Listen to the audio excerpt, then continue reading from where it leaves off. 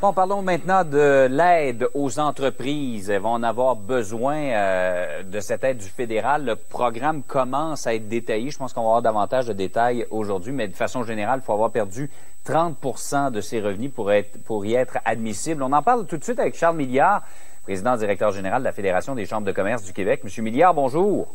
Bonjour, M. Guérin. D'abord, un instantané, là, une photo de l'état de nos entreprises au Québec. Vous venez, je pense, de faire un sondage dans les derniers jours. Ça s'annonce pas bien. Nos entreprises sont en grande difficulté financière, on s'en doutait, là.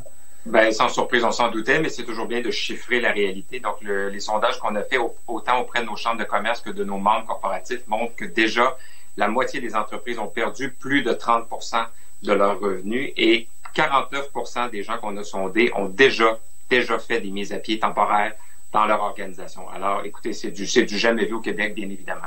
Là, on se dit, qu'est-ce qu'on va faire pour relever tout ça une fois que l'économie va repartir et que la crise est terminée? Là, le fédéral arrive avec des montants, là, comme disait mon collègue Richard Martineau tout à l'heure, des gonzillards de dollars pour aider nos entreprises.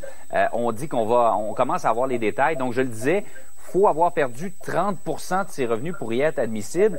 Vous trouvez ça bien, mais vous avez des petites réticences sur certains aspects. Pourquoi?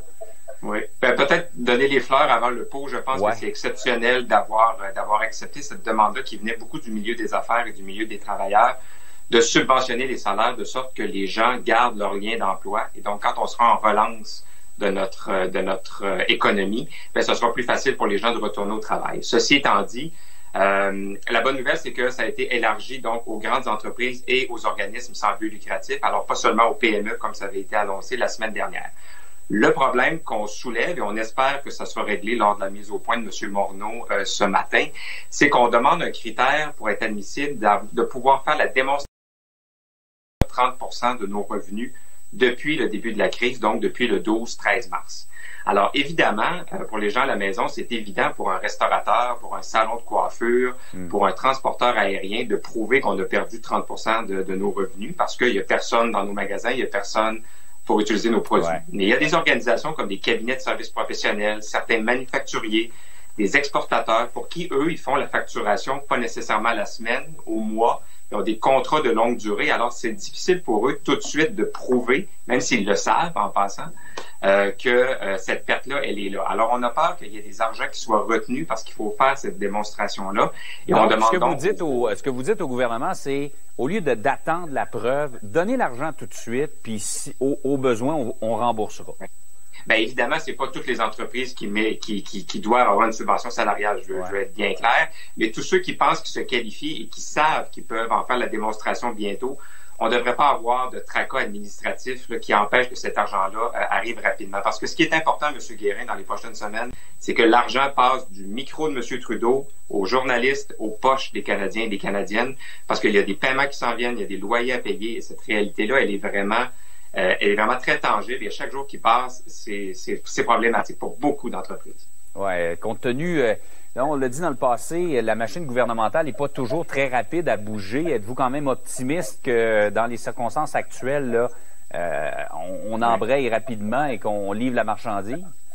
Ben, écoutez, moi, je veux pas être un prophète de malheur. Je pense que le gouvernement fédéral fait des efforts exceptionnels cette semaine. Il y a 10 du PIB canadien, l'équivalent de 10 qui est mis en circulation, en prêt, en subvention, en liquidité.